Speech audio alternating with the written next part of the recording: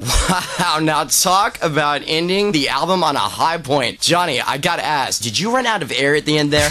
That's exactly what happened. That was actually the first take for my first vocal pass on the song, and I didn't really think we were going to use any of it, but it just kind of seemed to fit the song, because Metal Bridge is really about being fed up because your inspiration's been sucked dry and you're spent, you know, like the tank is empty. It is. And running out of air on that final note, it just kind of seemed to exemplify having nothing left in the tank, which was done completely by accident. Amazing. And then, you know, when I said that sucks at the end, I was really just unhappy about not being able to hold that note out any longer. So who knew we'd end up using it?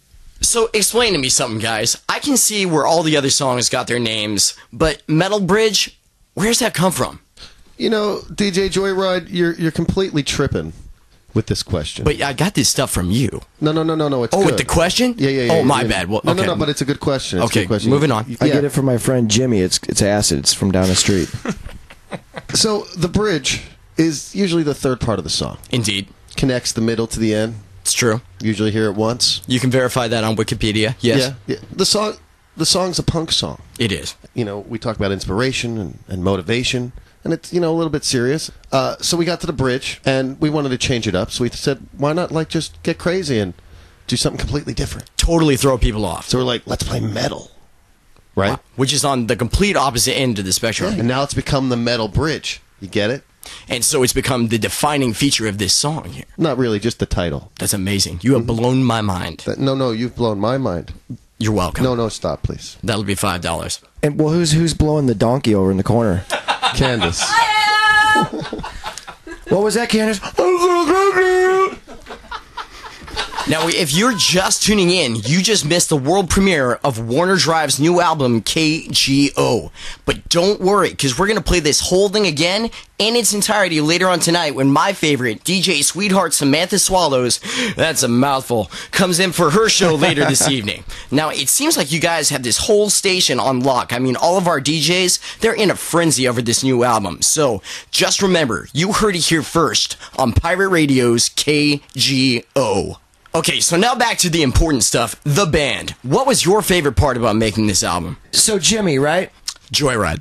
Okay, Jimmy. You know, I think for the band, you know, just getting into the studio and just laying them tracks down, you know, it's been a long time coming, and we were just really excited to get in there, you know, and be able to give the fans a new product, something that we can release, something that we can tour on. So get in, lay it down, long time coming. That's what I heard from that. You know, it's kind of like the Bangkok High Five. You've been to Singapore, right? Oh, yeah, many times. Many times. Do you know Linda? I know Linda, yeah. Oh, she's great. She's really good at the Bangkok High Five. Yeah, amazing. I think she invented it. Well, actually, my uncle Phil invented it, but Linda actually took it to new levels. Oh, she may have mentioned that. So yeah, you know, we're just really excited to be getting in and out of a lot of our new fans. All right, so speaking of touring, you guys tour relentlessly. There's nothing like it, male bonding, being trapped in a van with 4 of your best friends for hours at a time. But now you guys, you got this little lady in the band. Now, what's it like being a girl, traveling with 4 guys, being surrounded by so much testosterone for hours at a time? No, they don't have a lot of testosterone. There's no testosterone involved?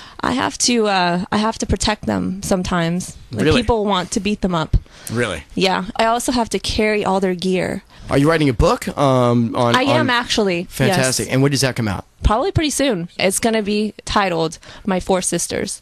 Because let me tell you, I grew up with brothers. And I joined this band, and it was like a completely new experience for me. Okay. Because finally, I had sisters. And I also just hit puberty. It was... I quit. You guys get that? I quit. All right. I get to do Johnny Law's hair on a regular basis. And Johnny U likes to also borrow my underwear. Really? Mm-hmm. He did take my pink Victoria's Secret thong, but when I got it back, it was yellow. So you owe me a thong, by the way. So you should be envious. This will be in the book. My 4 Sisters. Yes, the sisters I never had. All right. Oprah's never going to pick up your book, Bill. You fucking bitch. All right, now we're going to flip the script here. Guys, what's it like working with a girl in the band? She's definitely the toughest dude in the band. This is true, too. She definitely pulls the most chicks, which sucks. That's got to be frustrating. Well, yeah, it's got to have something to do with her pecs. She works out a lot. Fantastic shape. Miss Universe right here. they're just huge. The pecs are a selling point. They really are. You know, and I go to the gym a lot, but I can't, you know, kind of sucks. I love her and all, but she's bigger and she's greener.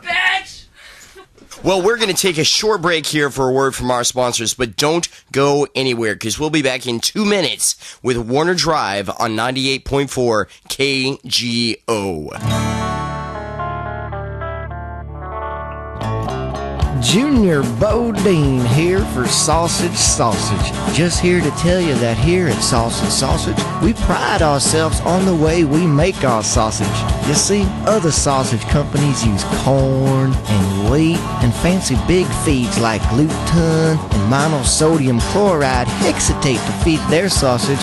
Well, that don't fly here at Sausage. You see, as soon as all baby sausages are weaned from their mama's teat, they are fed one thing and one thing only. Well, sausage, of course. That's why now for 30, 75 years now, the true sausage connoisseur knows that sausage is the right choice when buying sausage. With several mouth-watering varieties of sausage to choose from, like teriyaki, sea salt, and cracked pepper, our famous classic sausage, and our most popular Hawaiian pineapple barbecue. Yeah! You'll never get bored of putting our delicious sausage in your mouth. Why, just ask Grandma, she'll tell you. I've been sticking sausage in my mouth for 72 years, and nothing comes close to the fireworks that go off every time sausage slides down my throat. Well, that's right, Grandma, you tell them. So, for the best sausage anywhere, look no further than Sausage. Once you had our sausage in your mouth, well, need we say more? Find us today on the interweb at sausagesausage.net and order your very own stick of sausage. I can taste it now, can't you?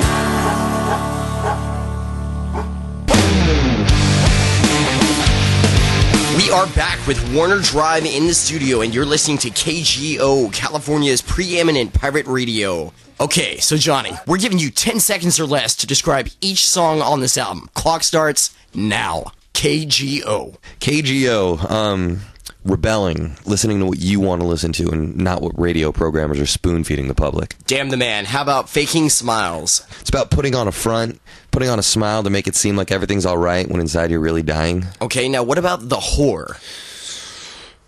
Right. Moving on. Hey, mister. Whether you've been cheated on or suspected you were being cheated on or just had crazy thoughts going through your head, that song's really about the feeling of intense rage that we've all felt at one point or another. Okay, how about Metal Bridge? Longing for inspiration when you've lost all motivation, loving someone so much that you focus all your energy on them and forget about the things that were most important to you. Okay, and I left this one for last because it happens to be my personal favorite, The Scarecrow. The Scarecrow. This one's going to take a little more than 10 seconds, but it's my interpretation of the point of view of the Scarecrow in the movie The Wizard of Oz. He falls in love with the girl, who tells him she loves him back, but then says, "I'll miss you the most," while she's packing up her shit and leaving him high and dry. So the song is really the Scarecrow's sad, lasting impression of Dorothy, the love of his life. I used references from the movie, like that goddamn road, to describe the yellow brick road, because for Dorothy, it would lead to her happiness and her return home, but for the Scarecrow, it would lead him into a slow, spiraling depression when the girl he loves leaves him forever. I also used parts of quotes from the movie, like the Scarecrow song when he says, "Wouldn't it be pleasing if I could reason out the reasons for all the things I can't explain if I only had a brain?"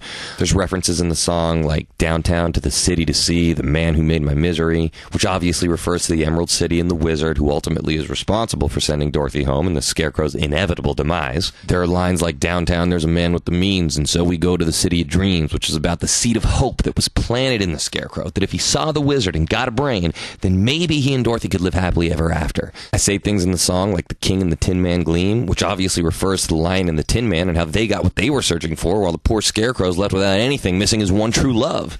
So I see the Scarecrow turning into an alcoholic and sarcastically singing what used to be a happy song as he drunkenly skips down the yellow brick road. And that's where the bridge of the song turns dark. That whole la-da-da-da-da-da.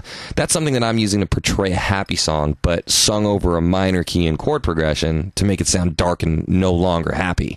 And that's really my favorite part of the song, because if I close my eyes, I can really picture a scorned, drunk Scarecrow crying as he tries to keep his balance while skipping down the yellow brick road alone.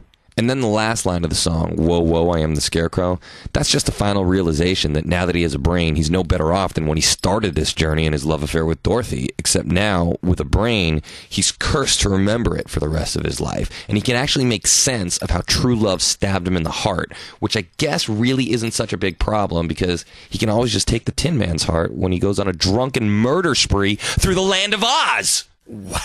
Wow. What exactly were you doing when you came up with all of this? You know, watching The Wizard of Oz. All right. Seems perfectly normal. Well, guys, it's that time. It's the end of the show. It's the end of the line. It's time to say goodbye. I know it's heartbreaking. Had so much fun, though, man. I know the good times, but they have to come to an end. But I also happen to know that you guys tour relentlessly. I know you're going to be back through this part of town again on tour, and you'd better stop by and hang out again for a while. Can I get a promise from you? I think we can do that. You're going to come back here and hang out for a bit, because I think our fans need it. I think they crave it. Then we're going to make it happen. All right. You heard it from Johnny Law himself. Any parting words for your fans? Just that we're going to see them all out on tour, man. We'll see you guys on the road and spread the word. Warner Drive, baby. All right. Now, before I can let you go, I have to get that KGO tag. You know, the band, the station. Let them know where it's at. Can do. This is Johnny Law from Warner Drive, and you're listening to KGO. Beautiful.